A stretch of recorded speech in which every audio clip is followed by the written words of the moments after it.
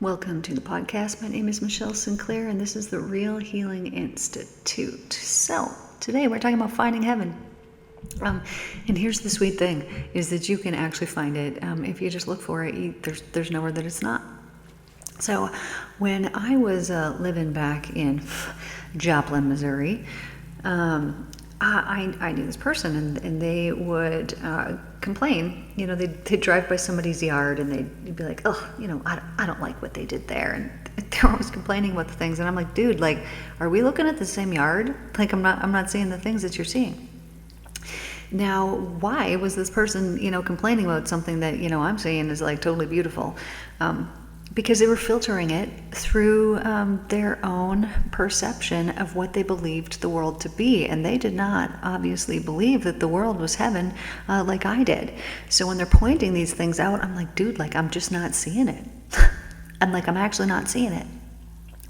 Because when you get to the point that you believe so deeply that we're creating heaven here on earth, right? On earth as it is in heaven, that this is what's really going down, right? We're not waiting until we die and like, okay, well, I hope if I was real good, and then when I die, then at some point, then these, I'm going to get to go and live in this magical place. That's not it at all, man. Like, if you read the Christ letters, which I highly encourage you to do, Christ Returns, Speaks His Truth. That's the one, that's the book. You can listen to it for free here on YouTube. Anyways, if you do this, you will come to discover that you really are in control of your life. Like, you really are. That what the seeds that you're planting, meaning the thoughts that you have and the words that you speak and the actions that you take, they're dictating your actual reality. And these seeds that you're planting are all based on your subconscious and what is held within there, your belief system. And so if you have a belief system in there that's kind of screwy, that believes that, good things don't always happen to you, but they happen for other people, these wonderful things are meant for these people, but it's not for you, and all those things, then that's going to play out in your life. You're going to filter your life through that. And even when a wonderful experience or something is presented to you, you're going to be like, nah, that ain't for me, man, because you are going to filter it through your own belief system and essentially turn away things that are wonderful gifts that are presented to you, and you're like, no, not for me. And you're like, okay, well, nobody's walked up to me and handed me $1 million. Well, how do you know that somebody hasn't presented you with some idea along the path that was $1 million idea, but because you didn't believe that you were deserving or worthy, because you were filtering it through your filter, which is not the divine filter, which is not the truth, you let things pass you by that you probably didn't even see them. Just like this person's pointing out and complaining about people's yards, and I'm like, man, I'm actually not seeing it. So when you can get to the point that your mind is so cleansed and clean and clear that you don't complain about things, and when something were to happen that maybe in the past you would have complained about, you view it in a different light as like, okay, there's a lesson here for me to learn. There's something that I can gain. This is happening for me. Maybe it's showing you some area that, you need to work on. When you can get to that point that you start to appreciate things rather than, ooh, I don't like this, I don't want that, I'm angry about this, I'm sad about that, and this is disappointing, this is frustrating. Once you get out of that and you get into the no, everything is wonderful and everything is happening for me all the time. And of course, I'm living in heaven. It's everywhere all around me. And when you can embody that belief, because you've eradicated so much of the things that are not that, those low frequency things from yourself, then you're in it, man. You're in it. And then you're looking around and you're expecting miraculous and wonderful things to happen because you're living in heaven and you believe that. So since I've been living out here, actually it was even before, this has been for years, but when I came out to Sedona, however long ago, I was like, well, of course, we're living in heaven. Miraculous things happen every day. And so every day, me and my friend, we would leave the house and something miraculous and unexplainable would happen. And it's like, we don't need an explanation. I have an explanation. And the explanation is that we're actually living in heaven.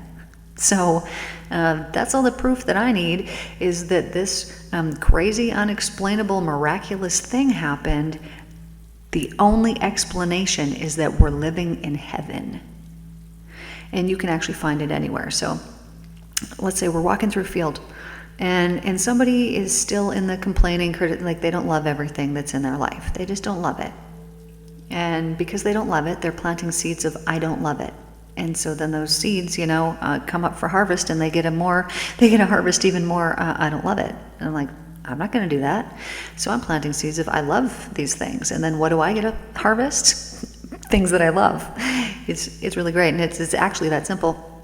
Okay, so we're out walking in a field, and there's these flowers. Oh, and they're really, really beautiful. And so it's like I pick them up. Oh, but they don't have like a pleasant smell. They're just, like a flower. It's like, okay, cool. So these must be good at keeping, the flies away and things like that. That might be like nice to plant somewhere so that, they can assist in whatever way. And I'd be thinking this, and then somebody else, they go and they pick up those same flowers and they're like, it's nasty. And they chuck them. And it's like, dude, you're not seeing the heaven in it. And it's because you don't believe in it. Because you actually don't believe in the heaven. Because if you were, and I'm not just talking about being a positive person. I'm not just saying, look and find the good. I'm saying look and find the actual heaven that is in it. Because it's in there. It's contained within all things. It's in everything. There's nowhere that it is not. But if your filter is filtering and presenting things that do not feel like heaven. Sorry, there's construction going on at the house here. If your filter is presenting to you things that do not feel like heaven, it is not the thing that needs to change. It is the mind, and it is what is contained within the mind, which is the belief systems that need to change. Why are they there? They're there because they're there to protect you, right? If you didn't cry when you were a little baby, you would have starved to death, right? You're like, I'm hungry, cry, cry, cry. Oh, you get food. Your ego is there to protect and serve you, to keep you alive. However, we take it to the extreme, and it gets going so far that pretty soon we're like, ooh, I don't like this, and I don't like that, and oh, I do like this, and I like this over here, but I don't like that. And pretty soon we've taken our heaven apart, and we've been like, no, we like these things and we don't like these things, and that's fine. You can like certain things and not like certain things. That is okay, or you can have certain preferences.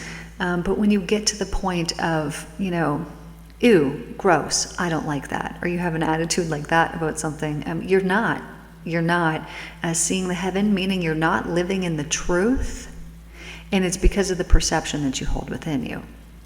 So how do we shift this? How do we change it?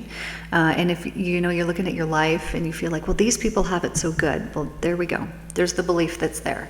These people have it so good, which implies you do not. And you might think, well, my life is presenting in this way, so of course I'm going to believe this way. But the only reason why it's presenting in that way is because you planted those seeds, and they've come for harvest over and over all day long. You probably think that every day of your life. And so you're planting the seeds every day of your life, and you're harvesting them every day of your life. And all you need to do is plant different seeds that are truthful, and then you will begin to harvest that. And this is the hack, right? Like, how did these people get to this point? How did they get there? I don't even know how they got there. It was belief.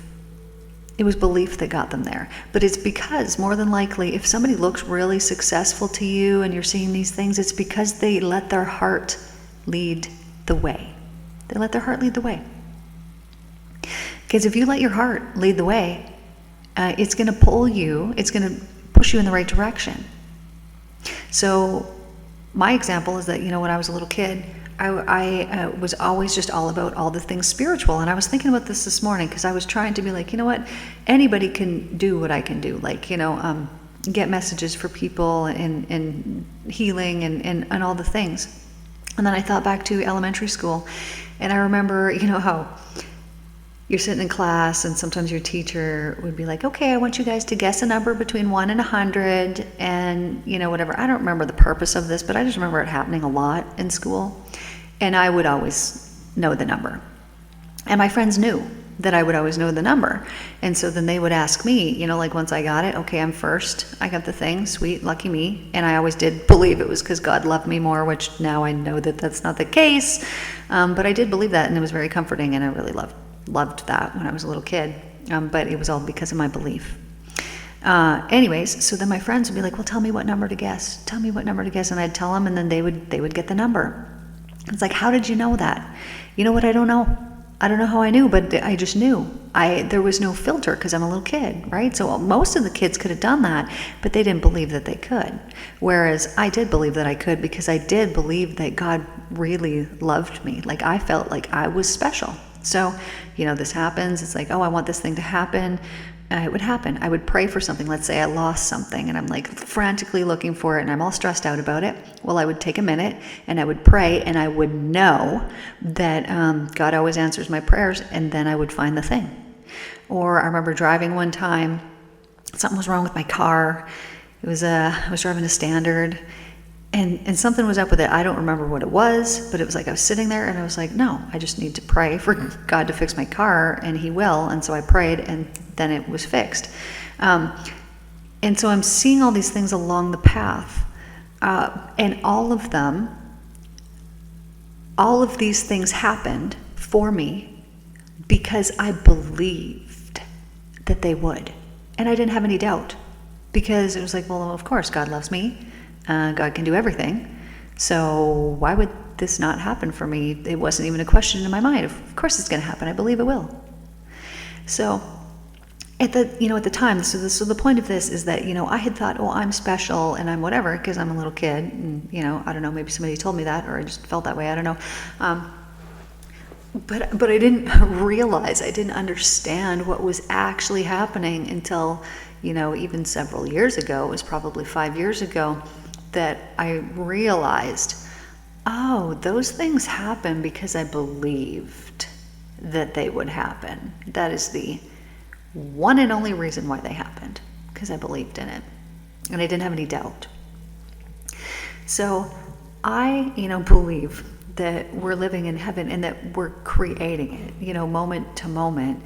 And as soon as all of the people get on board and there's the collective shift that happens, then the whole world to everyone is going to visibly change, like it did for me.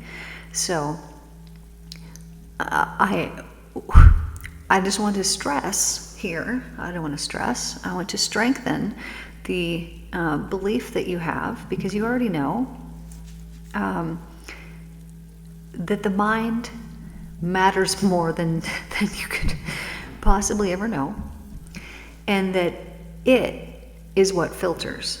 It is what filters. So I had this vision the other day, and there was a cloud up in the sky, and there was these two people sitting down below, and so the sun was shining on these two people, and it's like, oh, it's so nice, the sun is shining, but then this cloud comes up, and one of the people was like, oh, I loved the sun shining on me. It was so warm. Like, I don't want that cloud to be there. And the other person was like, no, I'm so glad that cloud is here. Like, what a relief from the sun. It was getting to be too much. And so I thought, who's right, who's wrong? Neither.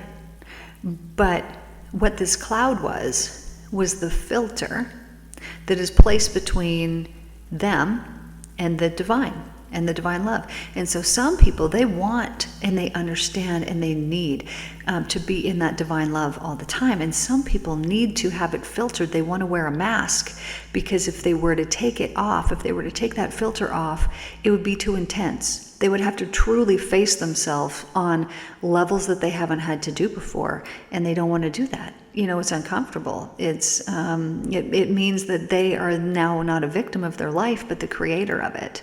And some people don't want to do this, so they're like, nah, bring on the clouds. And some people are like, no, bring on the sun. I just want the truth. Who's right, who's wrong? Nobody. It's all the process. Like, at some point in our life, we were like, yeah, bring on the clouds, man. I need them. I can't handle this right now. And was that wrong? No, because it led you to where you're at now. So if you notice that there's somebody else and they're sitting under the clouds, and they don't want to get out from under it, respect them. Don't judge that they are choosing to wear a mask, that they're choosing to not step up, that they're choosing to be at where they're at, because there's something that they need to learn, and they're going to learn the hard lesson that all of us had to learn, the hard lessons in our life. But what happened from those hard lessons was that they led to the most beautiful, wonderful thing that allowed us to realize, like, hey man, I think we're actually living in heaven. And I don't actually think it, I know it because I've seen it. So if you were to, go back and if I were to look at my life, okay, so I'm 16, I, end up with kidney stones. What a rare thing, like for a 16-year-old to get kidney stones. But I had anger. I was so angry at my dad. I felt like I was such a victim. I'm so hard done by this man. So much anger that my body begins to break down and say, hey, you need to deal with this. But what did I do? Did I deal with it? I went to the hospital. I did the things and, took care of it in that way. Did that help with the anger that I had with my dad? No, not a bit. Didn't change it at all. And it wasn't until years, many years later, that real true forgiveness came. And when I forgave him, not only did I set myself free, like 100 million billion%, but I set him free as well. And how I did it was by realizing that was a gift. I mean, I'm me, and I love me. I would be my best friend. I kind of am. I mean, I would be my best friend if I met me. And I'm me because of him. So what a wonderful gift that was. What did it do? It made me really strong. It made me aware of, in relationships or things like that, like I am putting up with this, I am putting up with that. He gave me a perfect example of, what I didn't want, and also a perfect example of what I did want. So something that I seen at the time that was like, oh, this is not good, and I'm so angry about my life and angry about the things, was like, what a blessing, what a wonderful thing that actually was. What changed was the filter, was the perspective. That is what changed. And so rather than having my own filter, I then had a divine filter, which gave me new eyes to see, like, oh, what a wonderful blessing this really was. This is like the lice story, right? We've talked about that. Do I need to mention it? No, you could go look it up. Do I need to mention it? Okay, I feel like I do, because what if you're new? Okay, so there's these people in a concentration camp, and this is a true story. And they're suffering, right? They're in there, they're sleeping on straw beds every night, and it's infested with lice. But they had a Bible, and they had a bottle of vitamins in their cabin. And every night they'd, do a little Bible study quietly. There's all women, and they'd pass around the vitamins, and every time that they'd tip the bottle over, there would be more vitamins that were in there. So anyways, war goes on, blah, blah, blah. War comes to an end. Okay, I got to back up a teeny bit. So then one night they're praying, they're like end of Bible study, and one of the ladies is like, dear God, thank you for the vitamins, and thank you for the Bible that we have, and thank you for the lice. And so some of these ladies like lose it, and they're like, are you kidding me? Why would we be thankful for the lice? And they were really pissed at this lady that she even said this. And so the lady's like, okay, well, you know what? The Bible tells us to be thankful for everything, so I'm going to be thankful for everything. You do you, but I'm going to be thankful for the lice.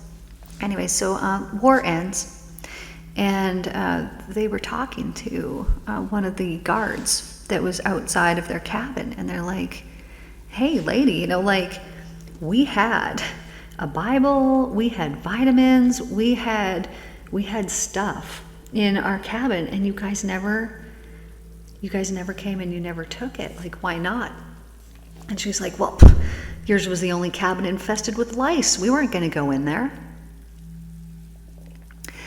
So you can see that something that was perceivably bad, to some of the people in there because of the filter that they had, was actually a wonderful blessing that saved their freaking lives.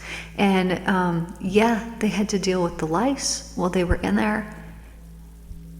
But what a blessing it actually was. So there's heaven everywhere, even in the lice.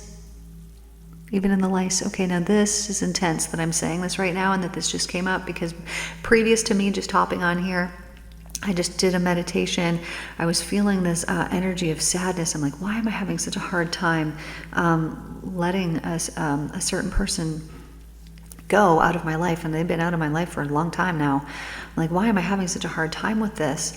And so I tuned into that feeling, which was just kind of a feeling of well, I would say it was sadness, I guess. And so I regressed myself back, because, that's what I do. By the way, I do hypnotherapy and other many spiritual things. If ever you do want a session, I tune in, I see what you need, we do the things, we do the work. You feel like amazing when you're done. Most people only come to me a couple times. Anyways, that's a side note. If you're interested in that, you check out my website. So I regressed myself back here this morning, like literally about 25 minutes ago, and I go back to myself being a little kid, and I'm in school, and I had gotten lice. So I had had a sleepover. A friend slept over at my house and had given it to me. But I didn't know this until maybe the next day. I'm not sure how I knew this. Anyways, the scene that came to me was, and I mean, that's what happens in school, right? Half the class gets it. But I go back to the scene in school, and I had put a Cookie Monster hat on my head, like I'm a little kid. Not that I wouldn't do that now. I wouldn't, actually. That's funny. I put this hat on my head, and someone was like, ew. And, it made me feel bad, like, oh, you had lice, which at that point I didn't anymore, right? I'm not going to go to school with it. My mom's on top of things. The second she knew I had it, that was the second we eradicated it. But this kid, I don't know if they embarrassed me or they made me feel like not clean was more what it was. Like, they made me feel like, I'm not clean. Something's wrong with me. More unclean. And so this is the feeling that from a presenting issue that I have now in my life about having a hard time letting somebody go, this is what I regress back to, and it just happens to be a lice story, and I happen to be telling you about this lice story right now anyways, that I'd forgot about till I started talking about it. Anyways, my point in this is that we have these filters, and we pick them up at various times in our life. Like me, that was in grade 2. So in grade 2, I picked up a filter about me being unclean or dirty or, unacceptable because of a comment, and I don't even know who said it, that was made, and a feeling that I then felt about myself that happened like 35 years ago. And then it affected my life today, up until like 25 minutes ago. And so all of these things are tied up. So we think like, oh, I don't have any filters. Yeah, you do, man. We all do. And we got millions of them, and we don't even know that they're in there, and they've been implanted along the way. And almost all of the time, we don't know where they came from and why they're there. Like, this is the work that I do. I will take somebody's presenting issue, or they got anxiety, they got depression, they got whatever they got. Well, I'm gonna have them find that feeling. We're gonna follow that feeling back, and what's gonna come up? Probably something from childhood. Maybe there will be 7 different things that we need to regress back. There will be 7 different things that need to be resolved, that all compounded over the years, cementing in that belief that they originally had when they were real little. You never know, because every person is different. But the point of this is that you then filter your world through that lens, through that belief that you have of, I'm dirty or unacceptable. And I'm little, right? This is grade 2. So then what do? Will you carry it with you all the way to today? Why would I do that? And I'm like, dang, I gone through the enlightenment. I had all the things cleansed and clear and all these things. I'm like, how could something like this still be coming up? And it's like, well, because it's a beautiful gift. Now you can teach about this. And you can make other people aware that, hey, you're going through your life, filtering your life through these programs that you have in your mind that you don't even know you have these programs in your mind. You don't even know you got them. And so when you eradicate those, and how do you do that? Okay, well, how I did that was, I go back to that. I go back to that scene and I see it and I'm like, oh, poor little Michelle. feeling bad about herself. Why does she feel bad about herself? And then I'm like, oh, honey, but look at all the gifts that you have. You know things that other people don't know, like you're special. You've got these really special gifts about you, and you're not dirty. And you don't even know who the kid was who said it. Like it doesn't matter. It was just words that came in, and it's like, okay, no, this was a gift. This too was a gift. What a wonderful gift that it was, because it made you who you are, and you went through your whole life having that really as protection. But what was it doing? Well, it was kind of downgrading you. Okay, well, what a gift that is, because when you unleash the let go of the downgraded energy, what a gift this is that you have given to yourself. And not only can you give it to yourself, but now you can share it with other people. There's nothing that's not a gift. And so, there's heaven everywhere. It's everywhere. And it is in the lice. It is in everything, and it's in all the things. And then now I'm thinking, okay, well, what would happen if, some kid, they got that lice and they just kept getting it and kept getting it. Well, maybe they would get some assistance then in their home. Maybe they would need some assistance in their home, and because the child is presenting with this like over and over and over, or something along those lines, somebody might go to the home and help. When we look, we will find. Seek and you will find. There's nowhere that heaven is not, because it's actually contained within everything. It's in every single cell of your body. And so if you have something going on, like how I had kidney stones and I'm 16 years old, and I've had them twice in my life. What was this? Why did this happen? Well, it's because I was downgrading and depleting my energy, because I was constantly thinking negative things about my father, angry things about my father, so I'm then not in alignment with divine truth, right? I'm not seeing, no, this is a blessing. Look, he cares for you. He takes care of you. You have a place to live. You're learning all these things. He's taking you to church. He's getting you in touch with your spirituality. Sure, it's not what you believe, but that doesn't matter. That's opening that gateway for what is to come. And, had I been able to see it then, which of course we can't see the things then, we see them after the fact, but had I been able to see the things then, had I been in alignment then I could have appreciated it, and then I wouldn't have kept planting seeds that were negative seeds over the following years, which even those were blessings, because they helped me so much. I was a drug addict. At one point, addicted to cocaine and Jack Daniels. Well, what happens however many years later, I become a hypnotherapist, and then when I have a drug addict that comes to me, it's like, hey man, no, I know that this is not forever for you unless you choose it, because I've been there. And so do I have compassion for you? Yeah, but I also know the power that you hold within you, and that you're 100 times stronger than you think. And I can speak to people from a genuine place of like, I know what you've been through, man. So all the things that the people are going through, I have actual genuine compassion, and I don't have any like, oh, poor you feelings about it. It's like I get more power from that, because I'm like, oh, well, I know what came out of mine was me stepping fully into my power, and so that's what you're going to get too. Because I'm not seeing this as what a terrible thing, this person is a drug addict. No, I'm like, man, I'm seeing myself back then, and I'm like, well, I know who I became, and so she can become that too, and he can become that too. Everything is a blessing. Everything is heavenly if you only look for it. But when your mind is so filled with these filters and you don't even know that you got them, when it's so filled with those filters, you can't actually see properly. It's like there's layers and layers and layers and layers of clouds, and you don't even know that the sun is in the sky, because there's so many clouds in front of it. You can't even feel it. You can't even feel the warmth coming from the sun. You feel completely disconnected from the source, from the sun, which obviously I'm making a comparison that it's to the divine love. When you got all these filters on, you can't even feel it. And people will be like, oh, I feel so disconnected. I talk to God, I don't hear anything back, and blah, blah, blah. It's because of the filters. It's because of the filters. So you need to check out the programming that you have in your mind.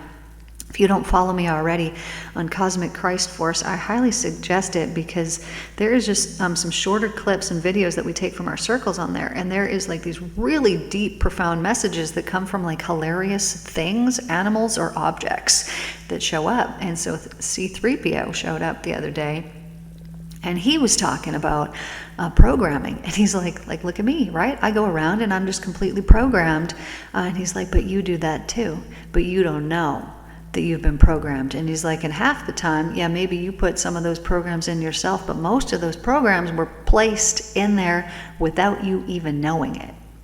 And I mean, I see that in my work all the time. That's all that I help people do. This is what I help people do, is get rid of the filters, cleanse the past trauma so that it stops repeating, so that people stop believing in it and they start believing in the truth, and helping them to get into spiritual alignment. That's what's happening. And so, people will come, it's like, oh, I'm just filled with this, whatever emotion or whatever this thing is. It's like, not for long, man. Let's get to work. And then we get to work and they're like, oh, I feel completely different. Why? Because we took the filters off. We took the beliefs that were in there that were damaging and that were harming you and that were not true. But because you believed in them, they became the truth. But the divine truth is a completely different ballgame. And it's perfect. And it's wonderful, and it's perfect health. I know I had this man come one time, and so he had a disease, and he was healed from it, and then he came in to my work however long later,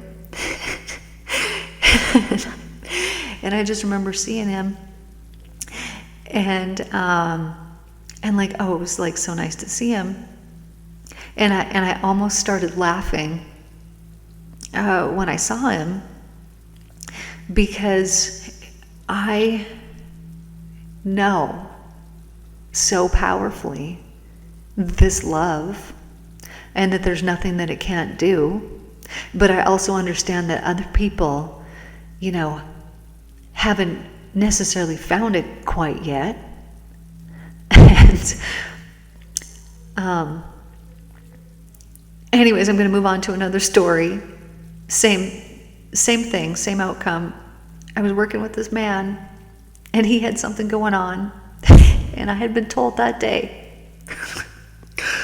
to just channel a message in his session, like to just speak the divine word over him. I'm like, oh, what is this? I guess we'll find out when we do a session.